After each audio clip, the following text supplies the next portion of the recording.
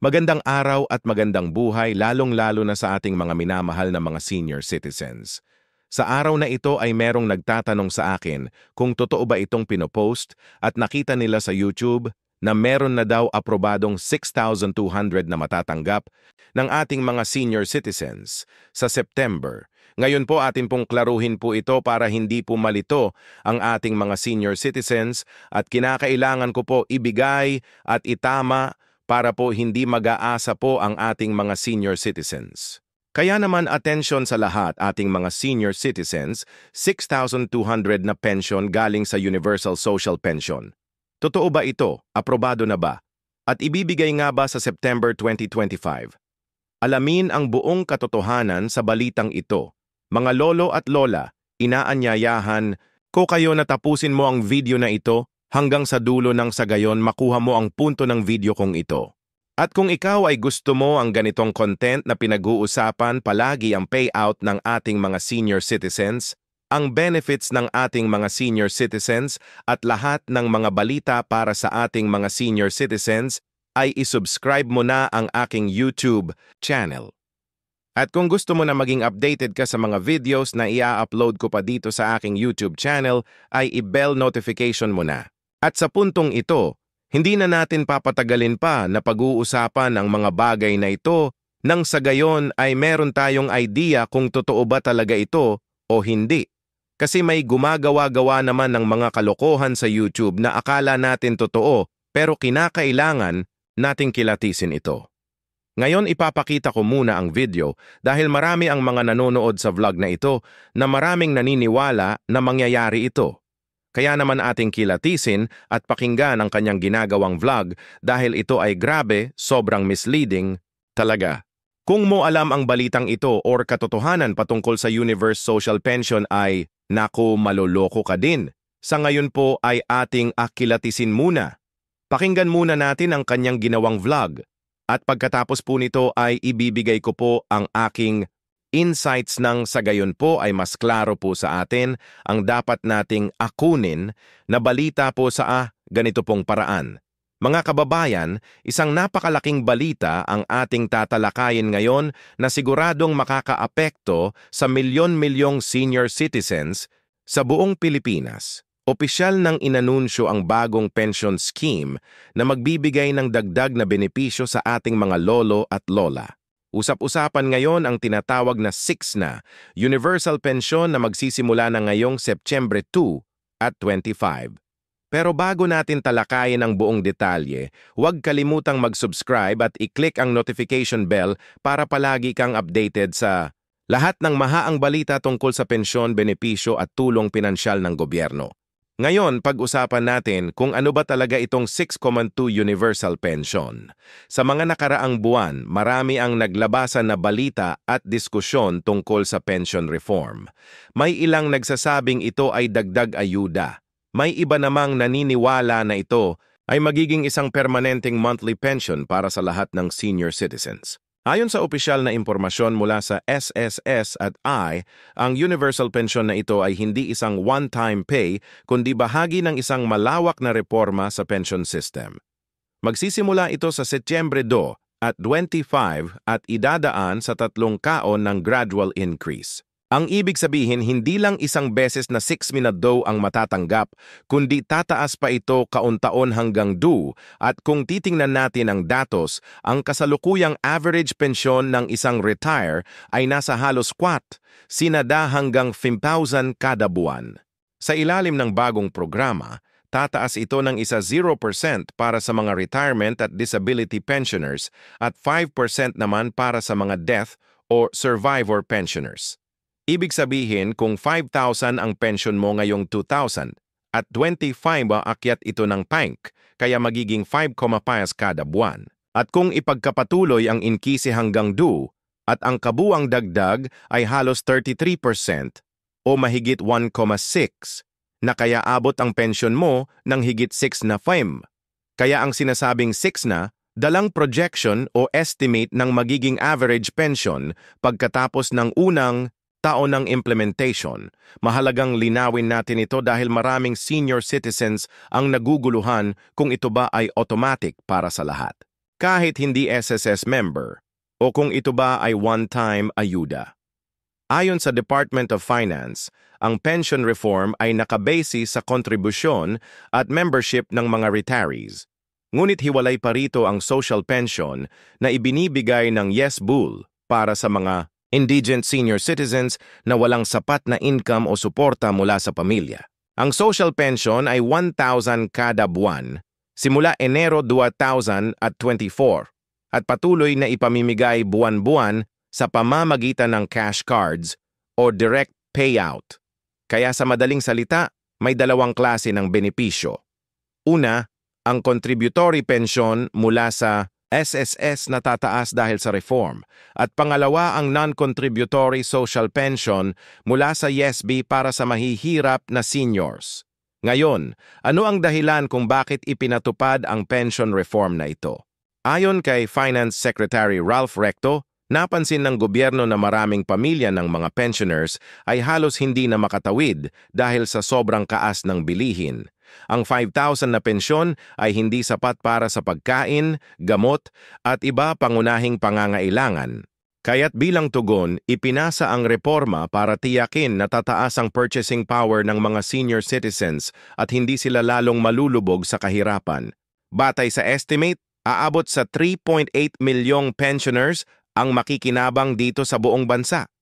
Ito ay isang napakalaking bilang at siguradong magdadala ng ginhawa hindi lang sa mga pensioners mismo, kundi pati sa kanilang mga pamilya. Bukod pa rito, sinabi rin ng Yen na malaki ang epekto nito sa ekonomiya. Kapag mas malaki ang natatanggap ng mga pensioners, mas malaki rin ang kanilang magagastos sa merkado. Mas dadami ang bibilhin nilang pagkain, gamot at iba pang produkto na magbibigay rin ng dagdag na kita sa mga negosyo at mas maraming buwis ang malilikom ng gobyerno. Sa madaling salita, hindi lang pensioners ang makikinabang kundi pati na rin ang buong ekonomiya ng bansa. Pero, ano nga ba ang schedule ng pagpapatupad ng 6.2 universal pension na ito? Simula Setyembre 2 at 25, lahat ng pensioners ay makakatanggap ng dagdag. Ito ay otomatikong idaragdag sa kanilang buwan ng pensyon. Hindi na kailangang mag-apply o mag-fill up ng bagong form. Basta't ikaw ay nasa listahan ng SSS pensioners, pasok ka na agad sa increase. Sa unang taon, tataas ng 0% ang retirement at disability pensioners at 5% naman para sa mga death o survivor. Sa Setyembre 2 at 26, ulitin-ulik ang inkase sa parehong kursyento at ganun din sa Setyembre 2 at 27. Kaya sa loob ng 3 kaon, tuloy-tuloy ang pagtaas at hindi isang beses lang. Maraming senior citizens ang nag-alala kung saan kukunin ng gobyerno ang pondo para rito. Ayon sa Department of Finance, sapat ang pondo dahil nagkaroon ng reforma sa tax collection at sa paggamit ng Social Security Fund. Malaki ang kontribusyon ng mga employers at employees sa SSS at ang mga investment ng SSS ay patuloy na lumalago. Kaya hindi raw dapat mag-alala ang mga pensioners dahil sustainable ang programang ito sa loob ng maraming taon.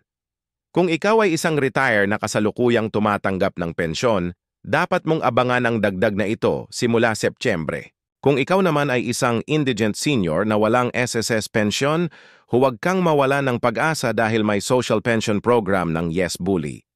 At kung ikaw ay hindi pa nakakapag-apply, maaari kang pumunta sa inyong barangay o munisipyo para magre-register.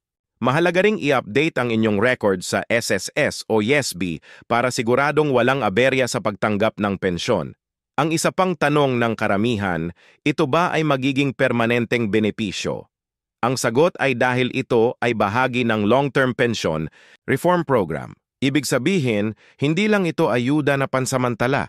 Kapag naipatupad ang increase, ito ay magiging bagong basehan ng inyong buwanang pensyon.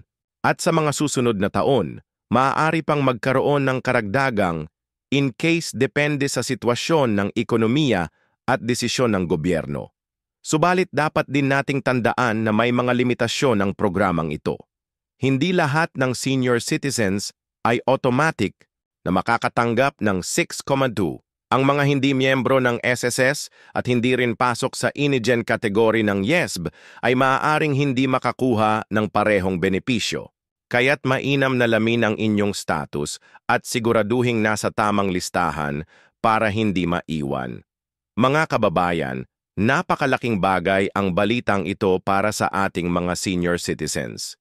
Isipin ninyo, mula 5,000 ngayon ay aabot na sa mahigit 6,000.